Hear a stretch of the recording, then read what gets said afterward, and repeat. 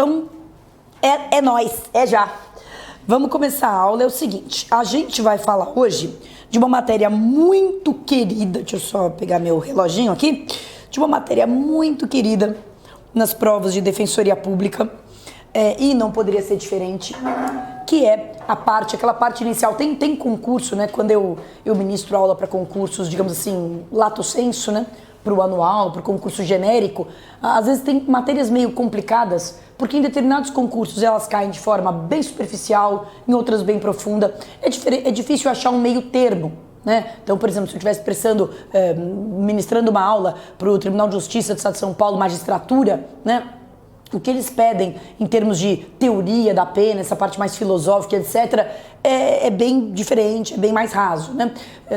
A mesma coisa numa prova até de MP aqui de São Paulo, que não tem muito essa tendência, né? Já a prova da Defensoria, tanto de São Paulo quanto de todos os estados, tem muito apreço por essa matéria, porque é uma matéria central. Eu acho que é uma matéria, eu tanto acho que é uma matéria central, a finalidade da pena, funções da pena, teorias da pena, foi a minha tese de doutorado. A minha tese de doutorado é sobre isso, que vai lançar agora por uma editora chamada Tirant Leblanc. Estava agora no voo validando o PDF, né, já para lançamento, e, enfim. E obviamente que a minha tese de doutorado ela é um pouco fora da caixinha, né? No sentido de que eu não adiro a nenhuma finalidade da pena e acho que, na verdade, a pena é vingança, mas obviamente eu não vou falar de nada disso aqui, porque a ideia é preparar para concurso.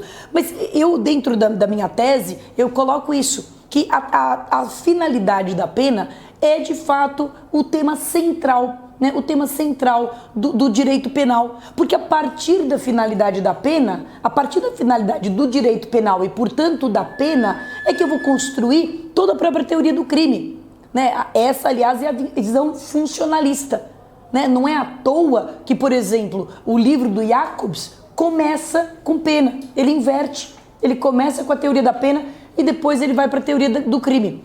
O livro do Roxin não é assim, mas a ideia funcionalista do Roxin parte da finalidade do direito penal e, portanto, da finalidade da pena. Se eu achar que a finalidade da pena é retribuir, eu vou construir todo o arcabouço penal de um determinado jeito. Se eu entender que a finalidade da pena é prevenir, eu vou construir todo o arcabouço penal de um outro jeito. Então, não é a forma segue a função, né? Como a função da cadeira é sentar, por isso que ela tem 4 pernas, um encosto, um assento. Então, saber a função da pena, a finalidade da pena, vai ser fundamental para que a gente construa o direito penal que a gente quer. Aliás, a minha tese justamente faz uma crítica ao superdimensionamento da função preventiva, né? Quando se atribuiu à pena a função de prevenir delitos, ou seja, a função de ter um papel central nas políticas criminais de segurança pública, você ao mesmo tempo inflacionou o direito penal, e esse direito penal máximo que a gente vê hoje, né? Então, o que eu estou querendo mostrar é uma relação direta entre a finalidade que se atribui à pena e o direito penal que se constrói para atender essa finalidade.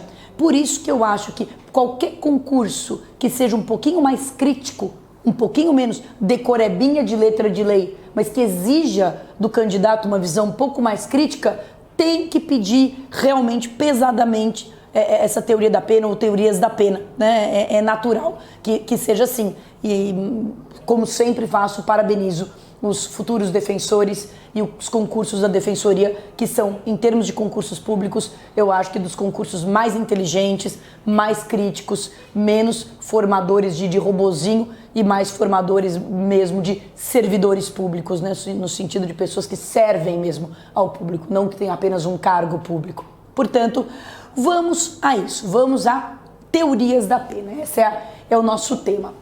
E eu vou começar distinguindo dentro das teorias da pena duas grandes ramificações, duas grandes tendências, né?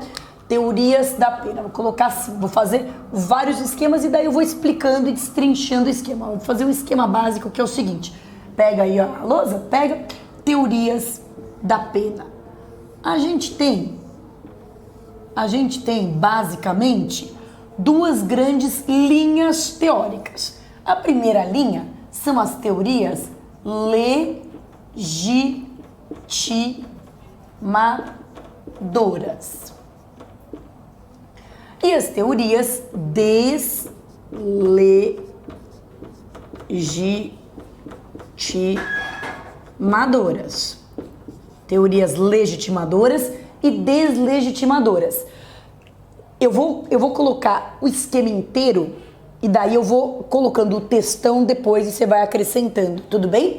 Mas sim, explicando de grosso modo, já dá para entender que as teorias legitimadoras são teorias que buscam encontrar ou justificar uma razão legítima para a pena. Ou seja, elas buscam defender que a pena tem uma utilidade, que ela serve para alguma coisa, que ela tem algum benefício, que ela é um mal necessário, que nós precisamos dela para alguma coisa. As teorias deslegitimadoras abrem mão de encontrar qualquer finalidade positiva para a pena. A pena não tem nenhuma finalidade positiva, a pena é mero exercício de poder, é mero exercício de poder econômico, inclusive, né, para as teorias que a gente chama de teorias materialistas, histórico-dialéticas, né, de linhagem marxista. Elas dizem, olha, isso é blá blá blá. A pena, na verdade, serve para controle social, para controle das classes desfavorecidas, e é isso. As teorias legitimadoras, elas procuram defender que existe uma finalidade positiva, que a pena é boa por alguma razão. Dentro das teorias legitimadoras, a gente vai distinguir também dois grandes ramos. As teorias que são chamadas de absolutas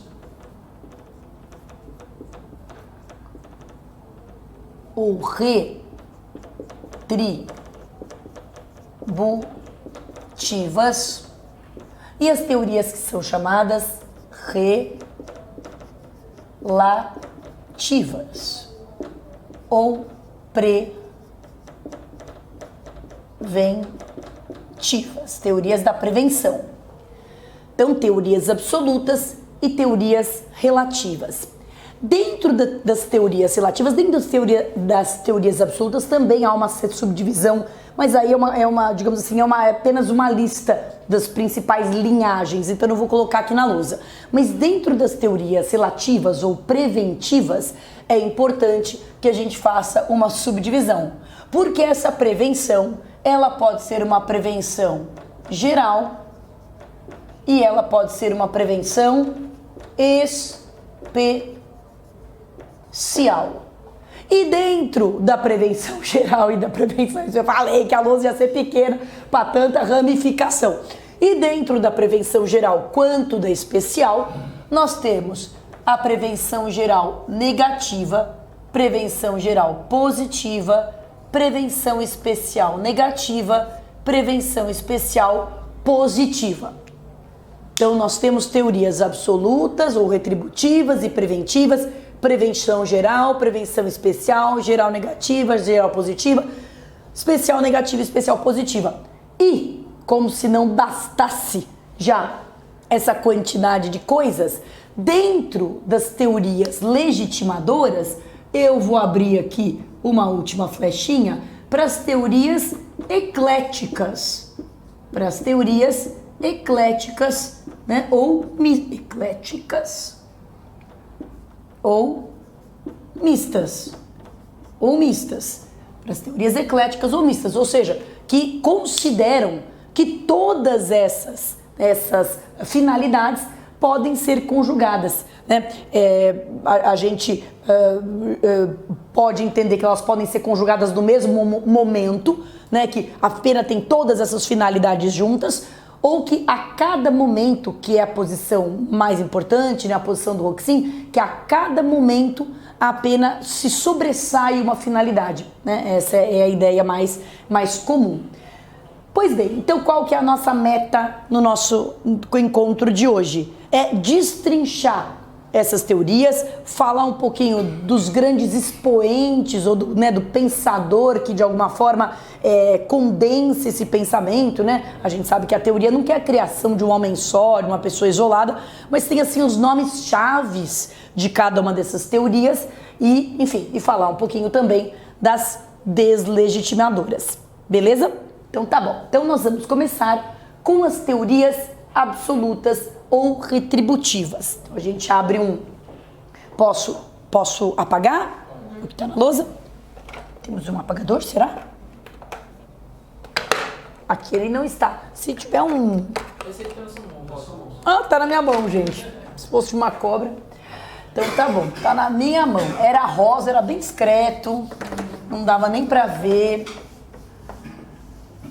Bom, teorias retributivas.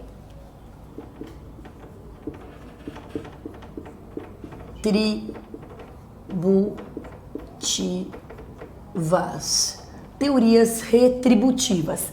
Qual que é a característica fundamental? Eu vou colocar assim, a característica fundamental da teoria retributiva e daí vou colocar, digamos, as duas principais correntes ou linhagens da teoria retributiva.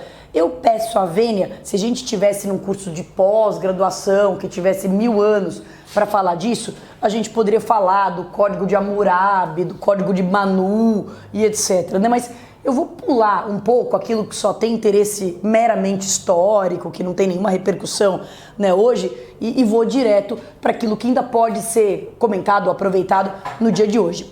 Muito bom. Então o que são as teorias retributivas? São voltadas, vamos colocar assim no caderno, acho bacana, são voltadas ao passado, e entendem que a finalidade da pena são voltadas ao passado e entendem que a finalidade da pena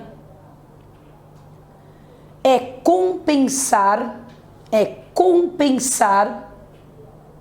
o mal causado pelo crime. O mal causado pelo crime através do mal imposto pela pena.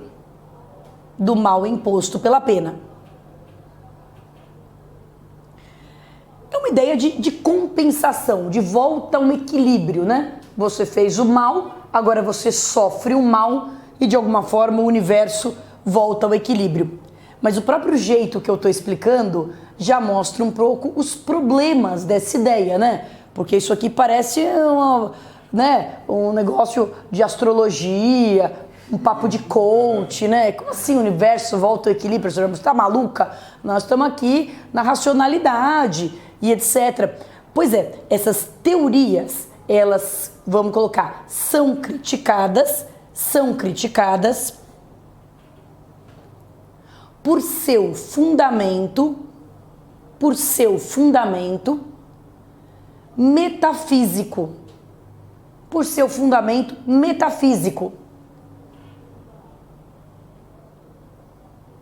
E por não reconhecerem na pena, nenhuma finalidade útil. O que adianta o universo voltar ao equilíbrio? A vítima vai ressuscitar, por acaso? Né? De fato vai haver uma restauração do status quo ante? Então qual o problema, né? Qual é a grande vantagem do universo voltar ao equilíbrio? E pode-se compensar um mal com um mal? Não se deveria compensar o mal com um bem, por exemplo, que seria mais a linha do direito civil? Quer dizer, eu não deveria resolver a coisa na base de uma indenização? De que serve a vítima? O criminoso está na cadeia. Não seria mais útil que a coisa se resolvesse numa efetiva compensação? Quer dizer, o criminoso fez um mal e agora ele faz um bem. Não, ele fez o mal e agora ele sofre o mal. Há algo de pouco racional nisso, né? Fazer um parênteses merchan, eu defendo que é isso mesmo. A pena não é racional e nós devemos, como num processo psicanalítico, de psicanálise, não negar a irracionalidade, mas reconhecê-la e trabalhar com ela, porque entendo que a pena não tem base nenhuma racional mesmo. Mas voltando aqui ao quadradinho, a caixinha, partindo da premissa de que a pena é um instituto civilizatório, ela deve ter alguma finalidade racional, as teorias retributivas não parecem ser muito coerentes. Elas são voltadas a um passado que é em si irreparável. É um passado que eu não posso mudar. Quer dizer, no caso de um crime patrimonial, eu até posso compensar, mas como eu disse, isso é uma questão de direito civil. Eu não posso mudar o passado. Então são voltadas ao passado. Isso já é meio metafísico, né? Isso não tem a ver com a lógica, com a racionalidade. E além disso, elas pretendem realizar uma compensação que não tem nenhuma utilidade prática, né? Porque reparar o passado, ainda que fosse possível, qual é a utilidade prática disso, né? Se a vida é daqui para frente. Pois bem, por isso que as teorias retributivas acabam sendo ali no iluminismo, com Beccaria, afastadas, né? Beccaria é justamente o ponto de mudança, né? Ele reconhece, né, aspectos retributivos, mas ele começa a dizer que a pena que não tenha utilidade nenhuma é totalmente arbitrária, né? A ideia do Beccaria, a ideia de Feuerbach, tem que ter uma utilidade, né? Tem que ser útil. Mas voltando, antes de tudo isso, há duas grandes, digamos assim, linhagens, dois grandes expoentes da teoria retributiva. Kant, ou vamos colocar o seguinte: retribuição moral. Vou colocar o nome da coisa para ficar mais encaixadinho. Então, as teorias retributivas, as duas principais, digamos, vertentes, são a vertente da retribuição moral,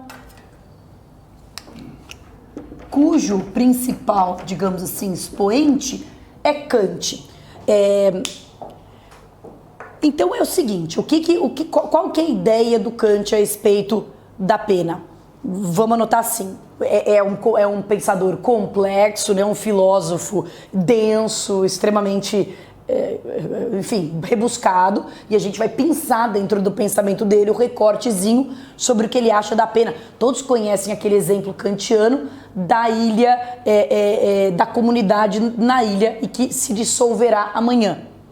É de Kant aquela ideia de que se houvesse uma comunidade residindo numa ilha e essa comunidade amanhã se dissolvesse, ou seja, não houvesse mais, cada um fosse por um lado, não houvesse mais aquela comunidade, ainda assim o último criminoso deveria ser enforcado.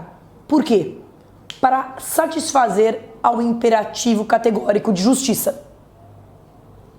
Porque há uma noção a priori, uma noção a priorística, que é a noção de justiça, e essa noção, ou esse sentimento, esse conceito, tem que ser satisfeito através da retribuição moral, né? Moral no sentido de que, não no sentido de que é moral, mas no sentido de que a importância dessa retribuição é no âmbito da moralidade, quer dizer, eu preciso satisfazer a este imperativo moral conceituado como justiça. Então coloca, segundo Kant, a pena serve para satisfazer o imperativo moral de justiça.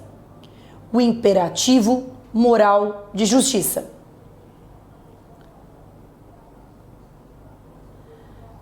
Ponto. Agora Kant, veja, tá ali pouco antes de Feuerbach, então ele já está dentro, né, do movimento iluminista, mas ele se recusa inteiramente a essa ideia preventiva. A pena não pode ter qualquer finalidade preventiva, a pena não pode ter qualquer finalidade preventiva,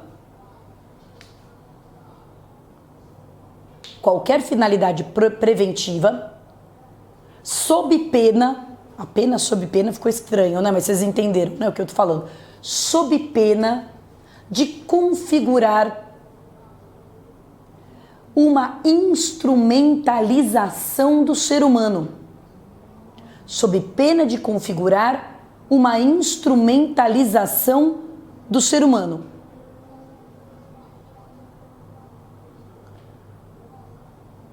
Ponto. A dignidade da pessoa humana,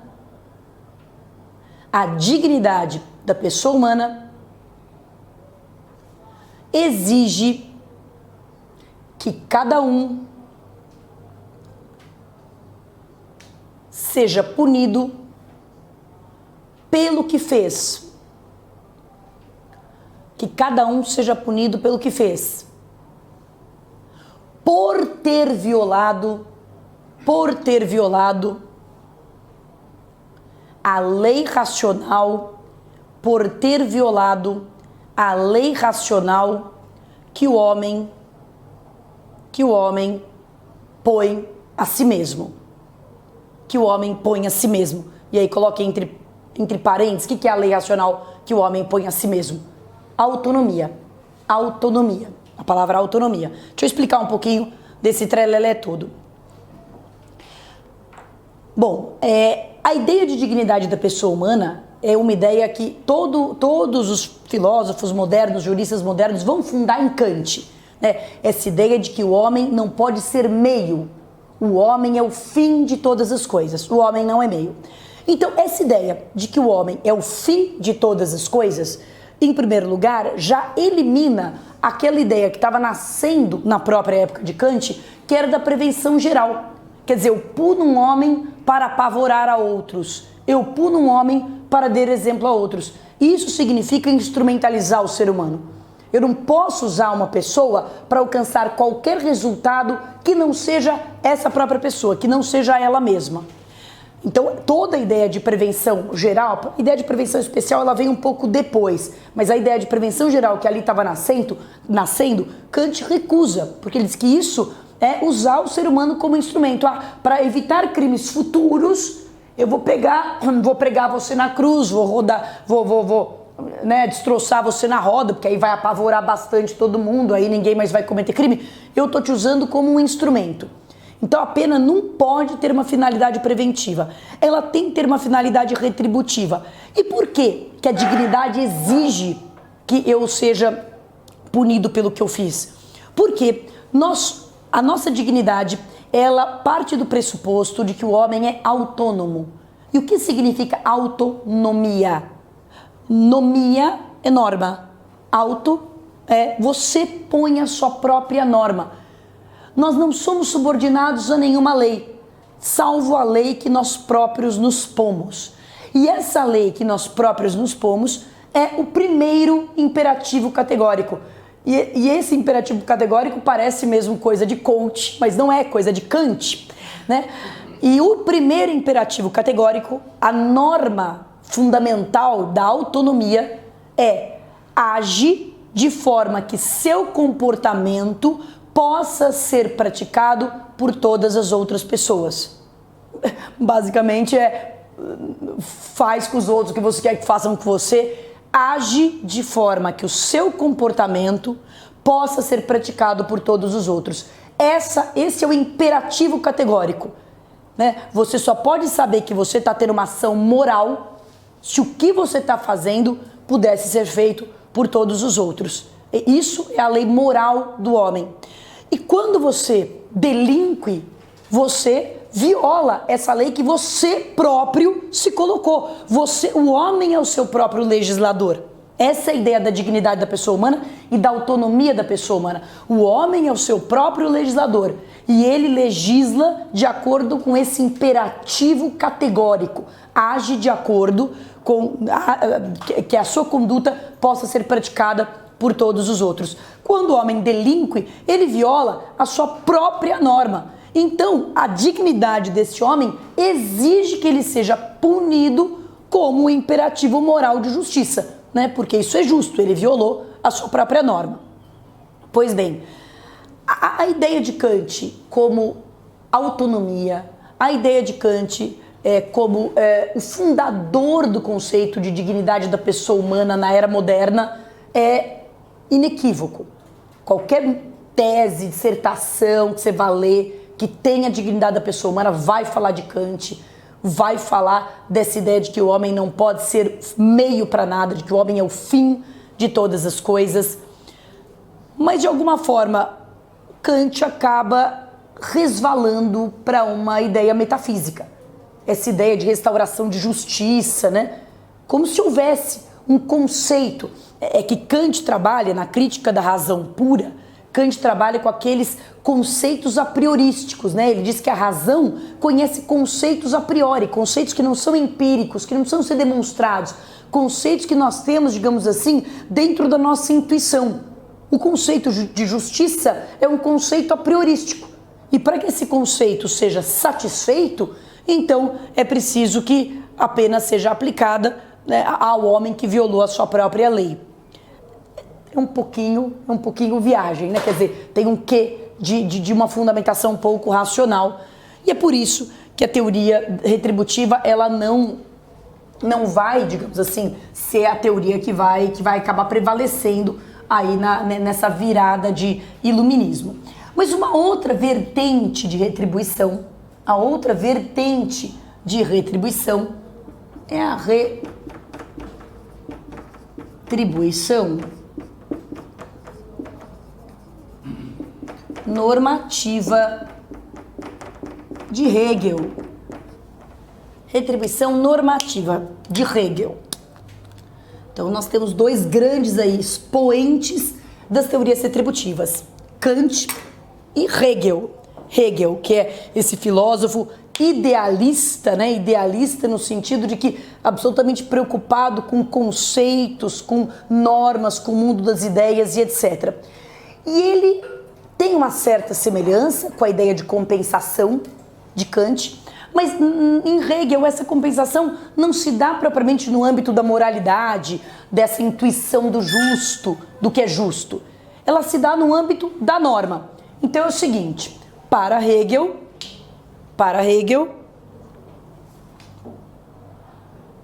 o crime é a negação da lei. O crime é a negação da lei. E a pena, a negação do crime. Eita, ficou parecido com aquelas aulas de matemática, né? Negativo com negativo deu positivo. A negação de negação deu afirmação. Mas é isso mesmo. Eu tenho a lei. O crime nega a lei. A pena nega o crime.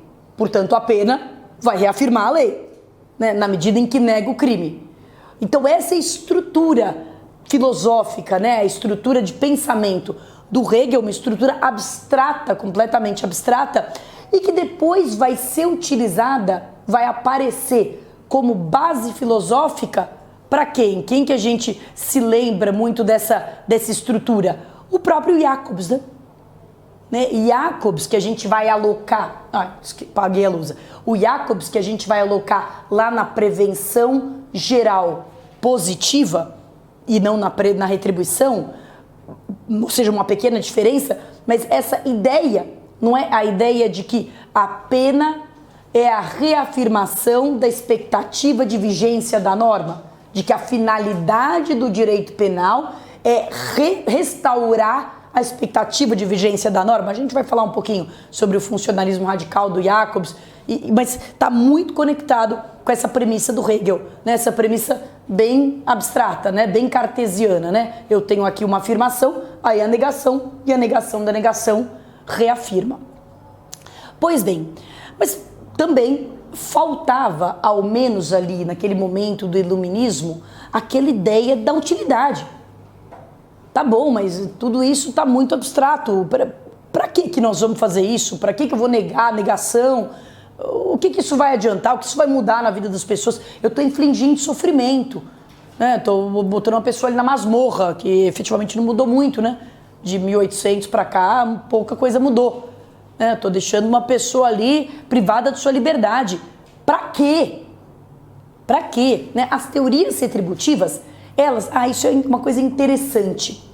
Vou te pedir para voltar um pouquinho no conceito, antes de entrar em Kant e Hegel, né? As teorias retributivas, elas são focadas no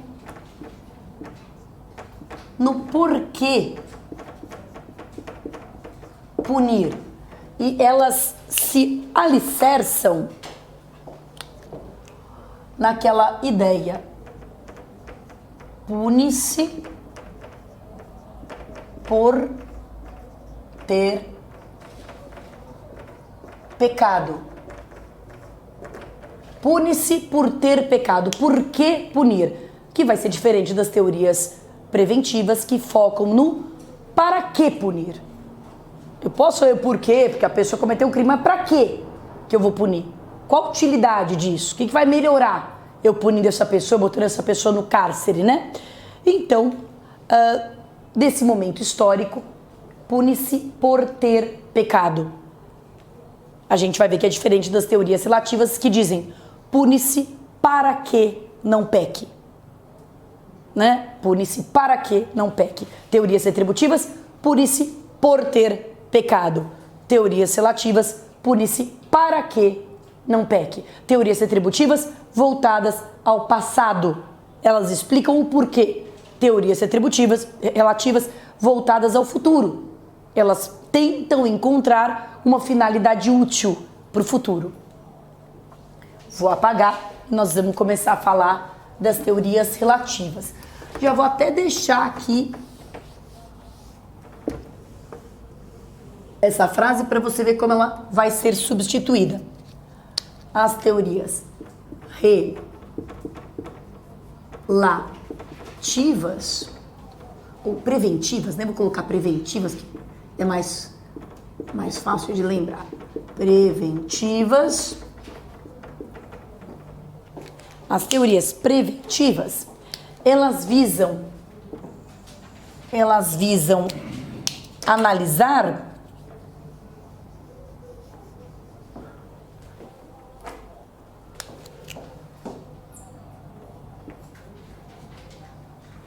para que punir. Entende a diferença de perspectiva? Para que punir, né? O porquê é o motivo, o para é a finalidade, são duas coisas um pouco diferentes. Eu posso dizer que você está aqui porque o seu amigo te chamou, você ficou sabendo e etc. E você está aqui para passar no próximo concurso da defensoria, né? O por volta ao passado. Pune-se para que não peque. Pune-se para que não peque. É peque porque a expressão latina era assim, né? Claro que a gente deve traduzir pecado aqui, deve ser entendido como delinquir, né? Como praticar o crime. Então, as teorias preventivas, o que a gente vai colocar introdutoriamente? Vamos colocar assim, ó. São voltadas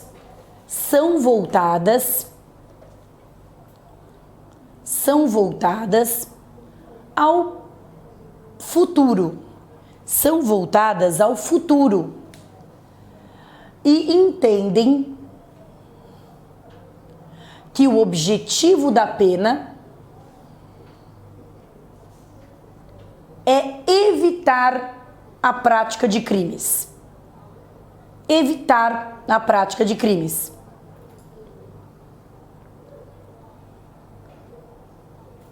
Evitar a prática de crimes. Este evitar a prática de crimes vai poder ser feito de várias formas, mas a premissa é que direito penal serve para evitar crimes. E esta premissa, ao meu ver, parece um super avanço, mas ao meu ver, minha tese, eu defendo isso. Ela fez um enorme mal para a história da humanidade, porque ela colocou o direito penal como ator central da política criminal. Né? A política criminal, que são as políticas públicas que visam evitar crimes, no meu entender, meu fraco entender, o direito penal não pertence à política criminal. Eu entendo que o direito penal é puramente retributivo e que política criminal não tinha de ter nada a ver com o direito penal. O direito penal, a meu ver, não é capaz de reduzir crime, pelo contrário, ele é um fator de criminógeno, etiquetamento, seletividade e etc. E quando se quis, né, é que eu acho que a humanidade estava numa encruzilhada. Ela via que era bastante irracional você punir por força de um ato passado. Então, das duas, uma. Ou ela assumia, somos irracional mesmo, mano, é nós. Ou ela tentava dar uma roupagem mais aceitável. Essa roupagem foram as teorias preventivas que, a meu ver, fizeram um mal enorme, né? E quem mostra muito essa passagem de uma sociedade, digamos assim, dos suplícios e etc., mas que eram muito mais reduzidos. O direito penal era muito menos vasto, ele era aplicado em pouquíssimos casos e etc.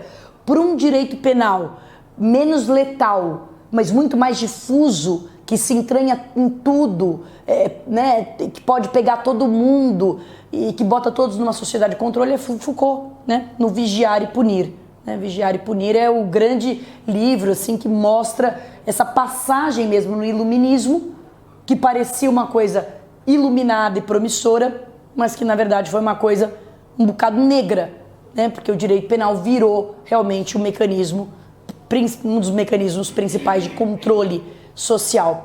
Mas enfim, voltando no tempo, nessa época todo mundo estava apostando muito nessa ideia, ela parecia uma ideia muito mais sensata, né? Olhando para o futuro, olhando para a utilidade, muito mais sensata. Então, para que serve? Para que punir? Pune-se para prevenir crimes. Pune-se para que não peque. E essa prevenção, ela vai se subdividir em diversas modalidades, né? Então, eu vou colocar aqui, prevenção geral. Prevenção geral. Qual é a ideia da prevenção geral? E daí, prevenção geral negativa e prevenção geral positiva, com seus principais expoentes e nomes, né? Prevenção geral. A pena é dirigida. A pena é dirigida a toda comunidade, a pena é dirigida a toda comunidade e a seus potenciais delinquentes. A toda comunidade e a seus potenciais delinquentes, quem ali poderia delinquir. E visa impedir que esses cometam delitos. Então aqui a instrumentalidade do ser humano, né, bomba, porque de fato ele é o que menos importa. Ele está sendo só um pretexto para a professora passar um pito, né? A ideia da punição exemplar, né? A ideia de você mostrar para todo mundo, execrar em praça pública, né? Humilhar, castigos. E veja, se é para ser assim, isso tem tantos problemas, né? Porque realmente se é para ser assim, se a pessoa é só um pretexto para que todos desistam de delinquir, qual que vai ser a proporcionalidade? Não é? Porque quanto mais severo for o castigo, mais efeito dissuasório ele vai fazer, né? Então, eu não deveria medir a quantidade de pena pela gravidade do crime, e sim pela sua frequência. Não é um crime leve, mas que é muito cometido, podia ter uma pena super severa, porque mais gente precisa ser convencida a não cometê-lo. Um crime grave, mas que tenha pouca incidência na sociedade, poderia ter uma pena leve, porque menos gente precisa ser convencida a não cometê-lo. Se o raciocínio é esse, se o raciocínio é convencer os outros a não praticarem o delito, né? A proporcionalidade vai por água abaixo, a proporcionalidade crime-pena. Mas a prevenção geral, ela então se subdivide em prevenção geral negativa. E o grande expoente, né, da prevenção geral negativa é o Feuerbach. Você vê que eu sempre escrevo esses nomes com um certo delay, porque obviamente eu penso em português, né? Eu penso Feuerbach para escrever certo e não errar, e depois eu viro para vocês e finjo que eu sei alemão e falo Feuerbach com esse super sotaque germânico, né? É aquele eu alemão que tem som de oi, né? Que nem Freud, né? Então é o Feuerbach. O Feuerbach é o grande expoente dessa corrente, né? O Feuerbach, que foi o pai do pai não, né? Mas o cara que cunhou a expressão latina, apesar de ser um alemão, mas o cara que cunhou a expressão latina do princípio da legalidade, né? Num crime, nula pena, sine lege. E o outro grande feito de Feuerbach, assim, famoso, é justamente ter sido o patrono, né? O principal defensor dessa teoria da prevenção geral negativa. Então, o que quer dizer prevenção geral negativa? Coloca-se a pena deve evitar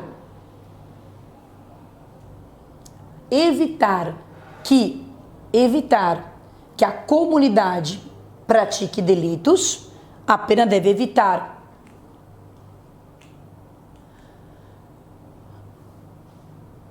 que a comunidade pratique delitos através do medo da sanção penal. Do medo da sanção penal. Então, basicamente, a ideia é de que a pena é uma ameaça que você vai calcular se vale ou não a pena enfrentar com a sua vontade de praticar o delito. Ele diz que os homens, eles tendem a ir em direção ao prazer e fugir da dor, e, portanto, se o prazer do crime for superior à dor da pena, eles irão delinquir. Mas se a dor da pena for superior ao prazer do crime, eles não vão, né, não vão delinquir, eles vão desistir de delinquir. Essa é a ideia básica. Essa ideia, ela tem uma grande penetração ainda hoje, né? Ainda hoje, quando a gente vê políticas públicas de recrudescimento, de aumento de pena, né? Qual que é a ideia quando você pega uma pena, sei lá, que era uma pena de 6 a 20 anos, e daí aumenta ela para 12 a 30? É a ideia de que o cara, quando a pena era 6 a 20, ele pensava, eu acho que tá valendo a pena, hein? Tá barato, acho que vou delinquir. Aí quando vai para 12, vai, ficou caro, agora eu vou desistir de matar essa pessoa. Eu ia matar porque a pena era 6, eu tava legal, tava no preço bacana. Agora que tá 12 e dobrou, eu não vou mais matar, porque, né? É a ideia do cálculo de custo-benefício. Né? O próprio Kant dizia que pensar assim era considerar o homem como um cachorro ameaçado com um pedaço de pau.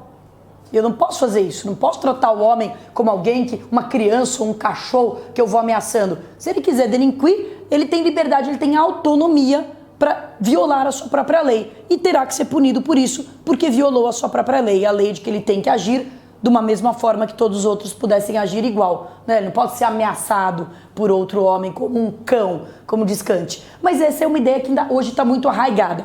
Mas ela tem muitos problemas, né? Então vamos colocar ainda dentro aqui, ó, críticas. Quais são as principais críticas a essa teoria de Feuerbach? Vou fazer uma listagem. A instrumentalização do ser humano.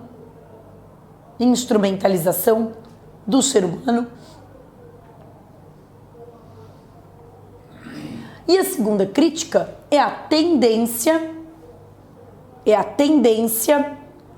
ao terror penal. Porque não é o que eu falei, se a ideia é botar medo, quanto mais grave for a pena e quanto mais horrenda for a execução da pena, inclusive, mais vai surtir o efeito de aterrorizar, né?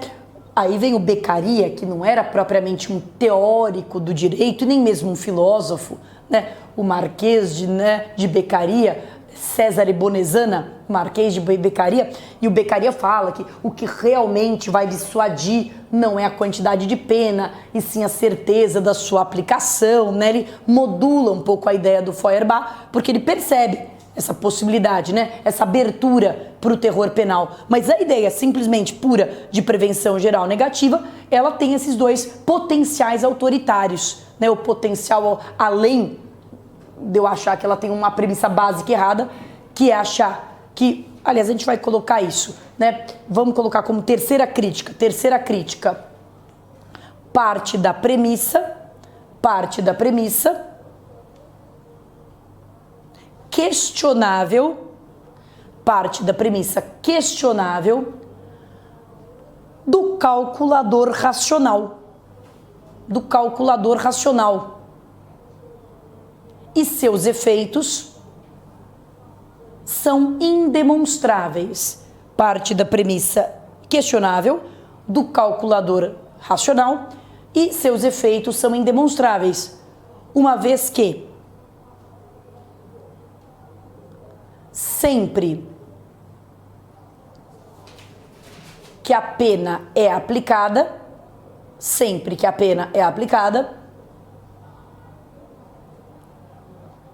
é porque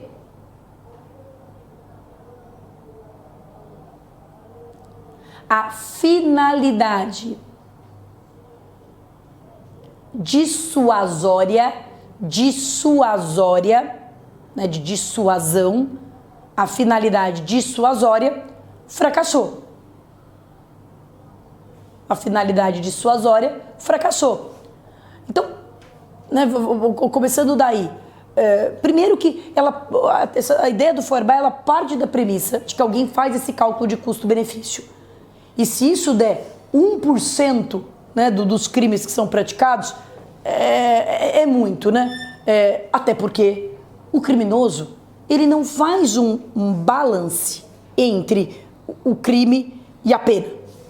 Ele faz realmente um balance, como diria Beccaria, entre o crime e a possibilidade de punição.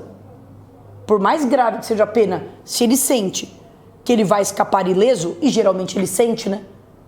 Quando você cola na prova, você não fala assim, eu vou colar e tudo bem se eu for pego. Não. Quando a gente faz qualquer coisa errada, é porque a gente está minimamente convicto de que a gente não vai ser apanhado, né? O cara tem que ser muito ninja para arriscar um crime, já contando racionalmente com a possibilidade de ser apanhado e considerando isso num cálculo matemático de custo-benefício. O que está na cabeça dele é que se ele sentir que não vai ser apanhado, ele comete. E aí não interessa qual seria a pena, né, em abstrato, se ele fosse apanhado.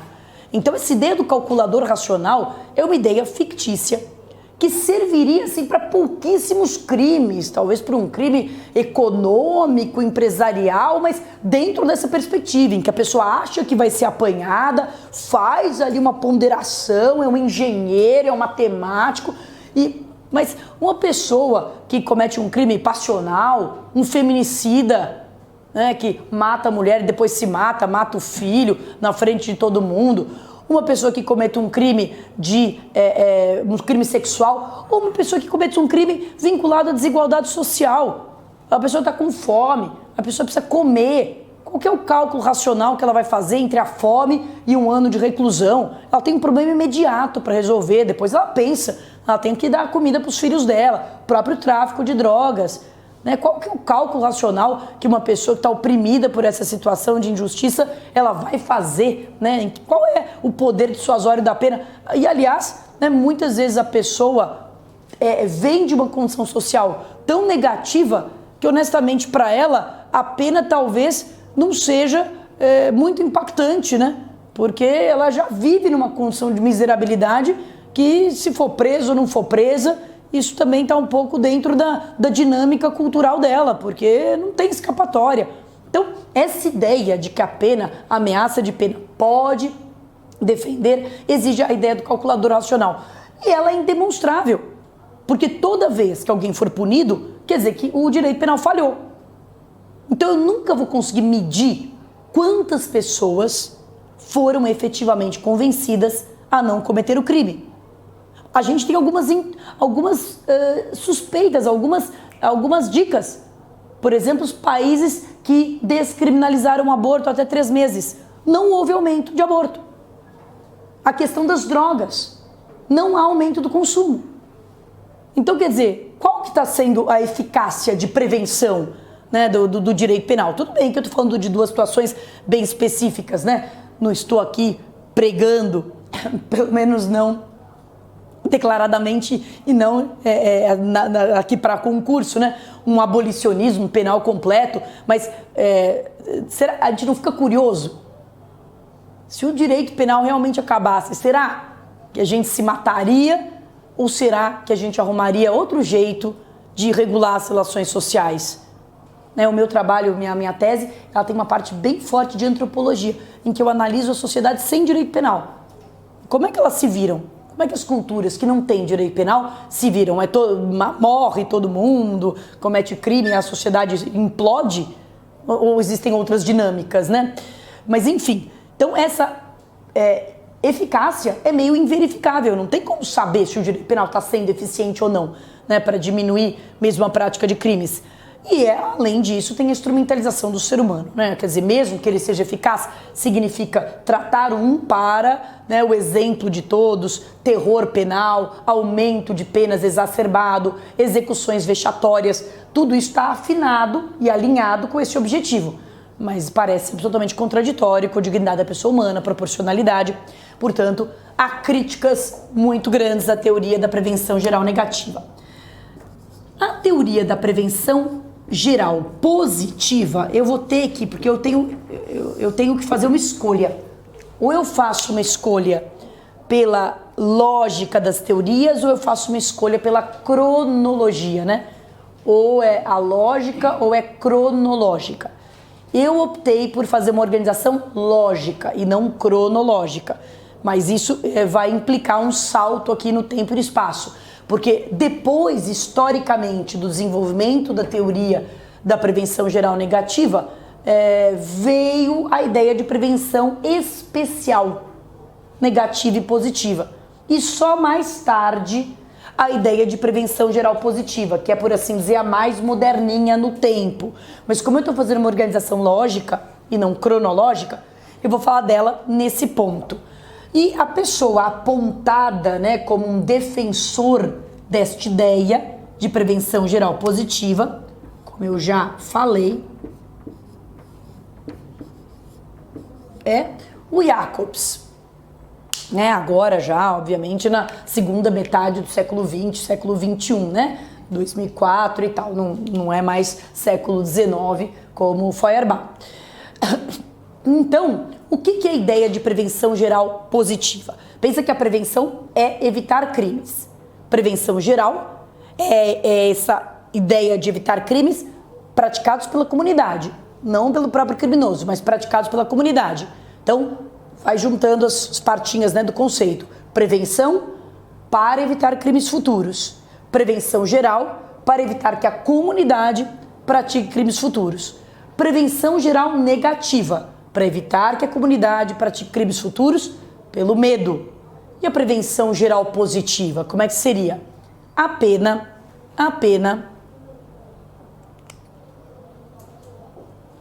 tem como finalidade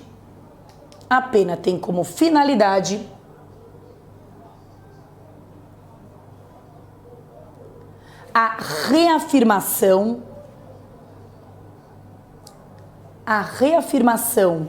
da validade da norma,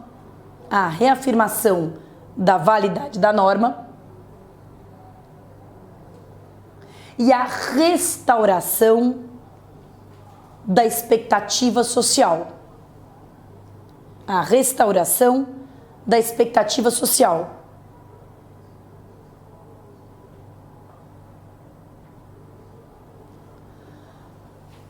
Ela, portanto,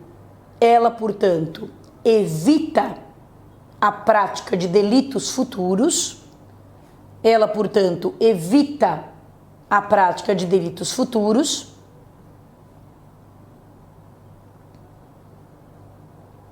Através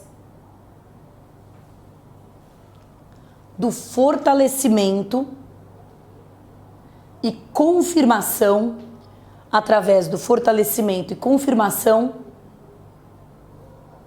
de valores sociais.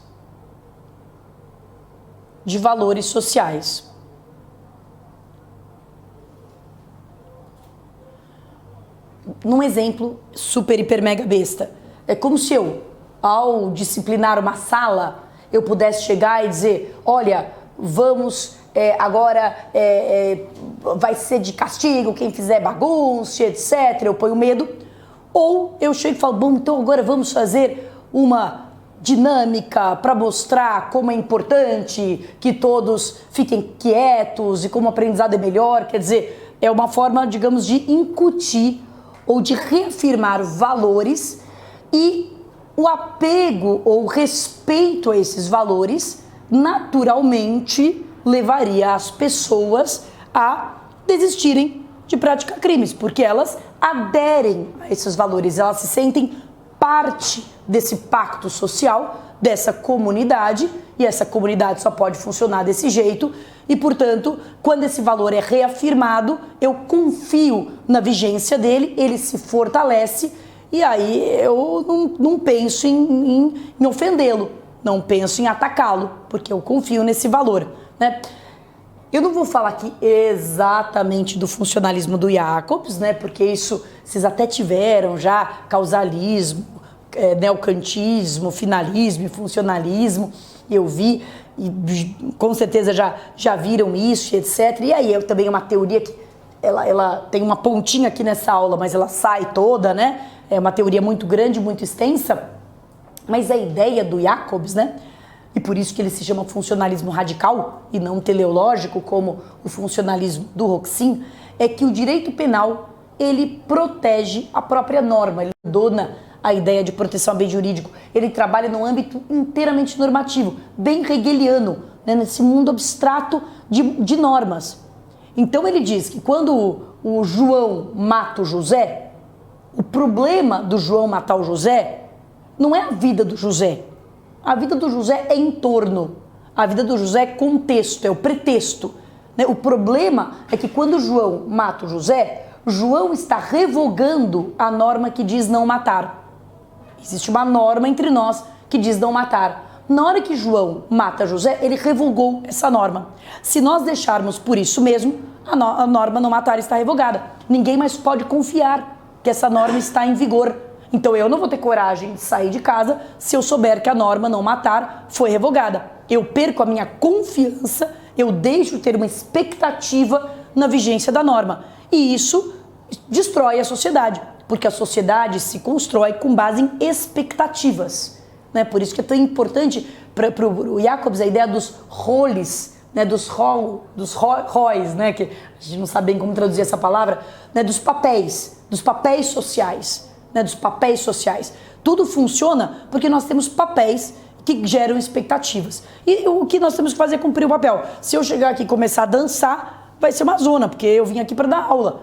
Né? Se você chegar aí e começar a fazer um discurso, vai ser uma bagunça, porque você veio aqui para assistir aula. Nós temos que cumprir os nossos papéis, as expectativas, né, que nós geramos, que é para a sociedade funcionar. Portanto, o grande problema do crime não é o bem jurídico. O grande problema do crime é que ele destrói a expectativa. E a pena restaura essa expectativa. A pena, bem, é aquela ideia hegeliana. A pena, ela fala, a lei que fala não matar, ela está em vigor sim, viu? Ela acabou de ser restaurada. Todo mundo pode confiar, né? E isso é assim, essa é a utilidade do direito penal. A utilidade do direito penal é impedir que as pessoas cometam crimes, restaurando a expectativa de vigência da norma, não propriamente ameaçando, não é porque elas temem, mas é porque ficou claro novamente que aquela norma está em vigor e etc. E é por isso, porque é tão central na ideia do Jacobs essa questão da expectativa, é por isso que ele constrói essa ideia polêmica, que também poderia ser matéria de uma aula à parte, que é a ideia do direito penal do inimigo. Quem é o inimigo para o Jacobs? O inimigo é a pessoa que não me fornece nenhuma garantia, que não permite nenhuma expectativa. Né? Vocês aqui, eu tenho uma expectativa de que vocês se comportem bem e vocês têm uma expectativa de que eu me comporte bem. Mas um terrorista, né, você pode às vezes não se comportar bem, você violou a norma, você cometeu um erro, todos cometem, né? Mas você é uma pessoa que adere ao pacto. Você aderiu ao pacto social. Você pode eventualmente cometer um erro ao longo da tua vida e com isso você revogou aquela norma vai ter que ser restaurada pela pena e ok. Mas se tiver entre nós um terrorista, esse terrorista não aderiu ao pacto. Eu não consigo ter nenhuma expectativa de que esse terrorista amanhã não vai estourar uma bomba, depois de amanhã. Por isso que, quanto ao terrorista, só o que vale é neutralização. A pena tem que realmente tirar ele da jogada e simplesmente neutralizá-lo. Porque mesmo que eu puna ele, digamos, dentro da proporcionalidade e depois ele seja liberado, ele não me oferece nenhuma garantia que ele não vai continuar delinquindo, que ele não vai continuar porque ele é alguém que fala: eu não sou da sociedade de vocês, eu não aderi ao pacto, portanto eu não posso, eu não gero nenhuma expectativa, não tenho nenhuma expectativa quanto a mim, que é obviamente um pensamento hiperpolêmico, até porque, para começar, quem decide quem é o inimigo, né? Quem é o grande poder de decisão? Quem é o inimigo? O inimigo é o terrorista lá na Europa? Ou o inimigo hoje é a pessoa, o pobre, o negro e o egresso, o encarcerado? Esse é o inimigo que nós temos então que neutralizar.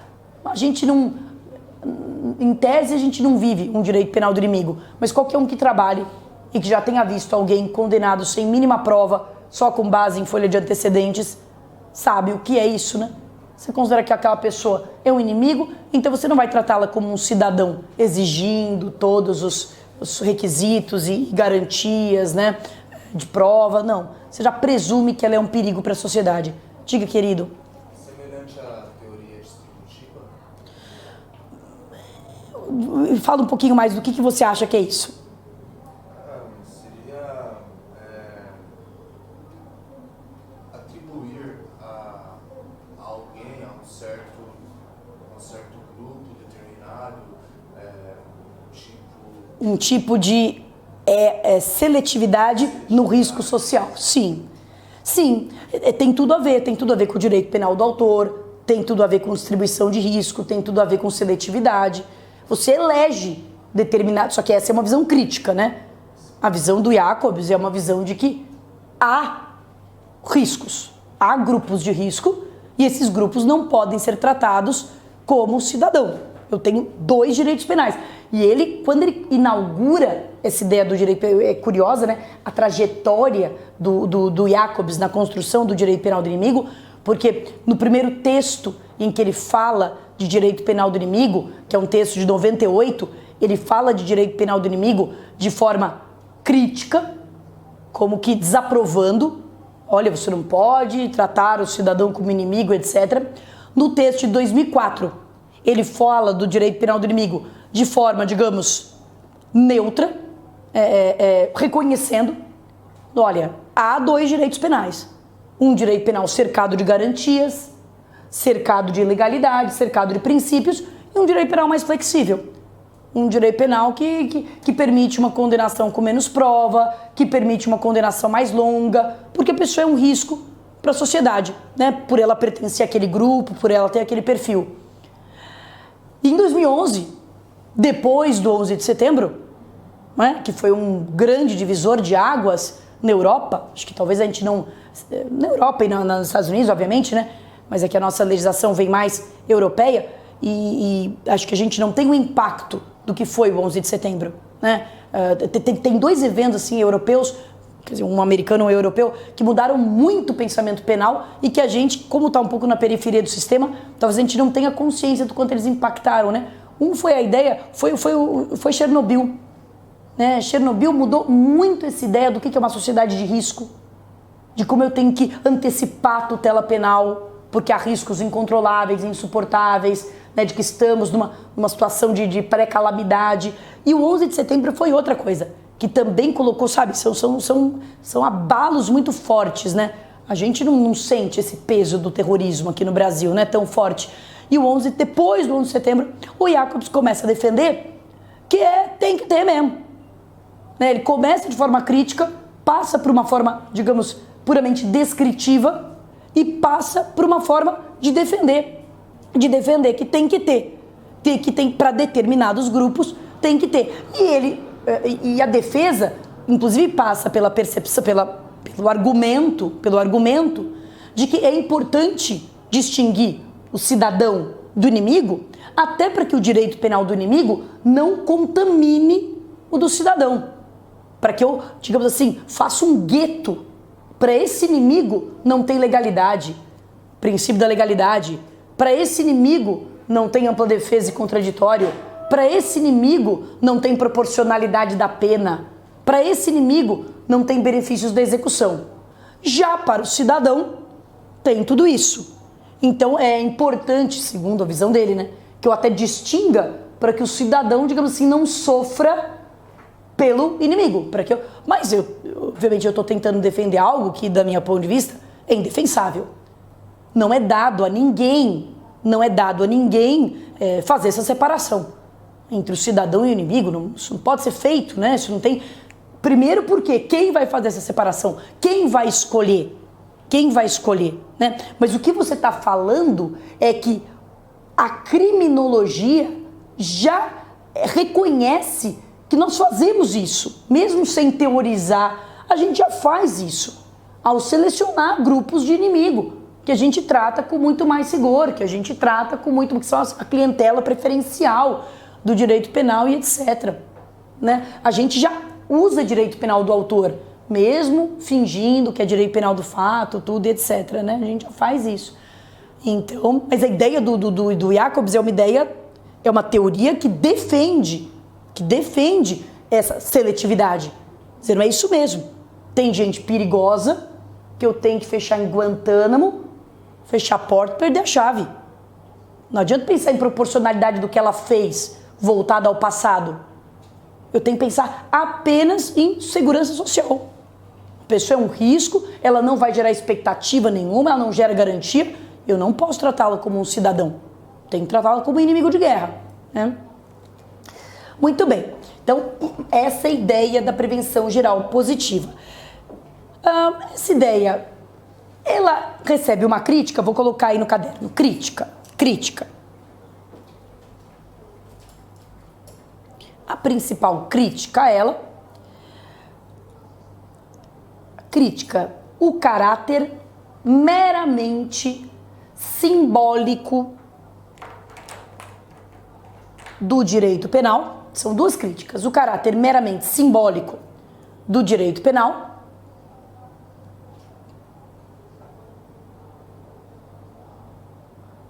e a segunda, né? Então, só para explicar a primeira.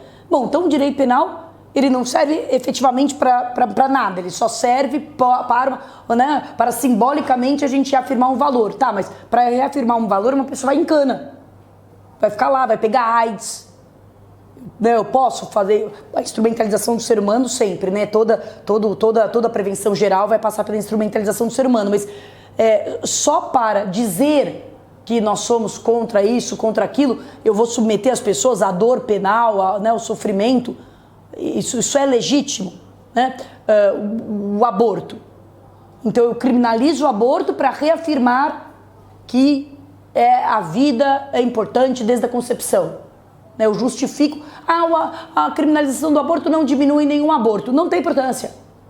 O importante é reafirmar pedagogicamente que nós somos a favor da vida a partir da concepção. Tá, mas enquanto isso mulheres estão morrendo de aborto clandestino. Quer dizer, está gerando uma bocada de problema social a pretexto simplesmente de reafirmar valores. Essa é a única forma, é a melhor forma de reafirmar valores, é através, né, da aplicação da lei penal. E a segunda crítica que há é a escolha de valores hegemônicos em uma sociedade plural. Na hora que o direito penal ele serve para reafirmar valores, ele está reafirmando valores de quem? De qual sociedade? A sociedade não é um bloco monolítico.